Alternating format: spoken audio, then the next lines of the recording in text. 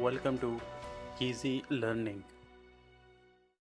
Exercise number 162.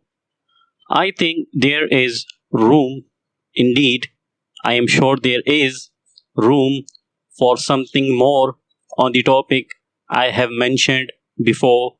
It can be said that the public is tired of it. There are some people, however, who know very little of the origin and meaning of many peculiar expressions of frequent occurrence. For their sake, for their satisfaction and pleasure, as well as for the educational advantage it would be to them, I wish there were some means of bringing before their notice some of the books already published on this subject.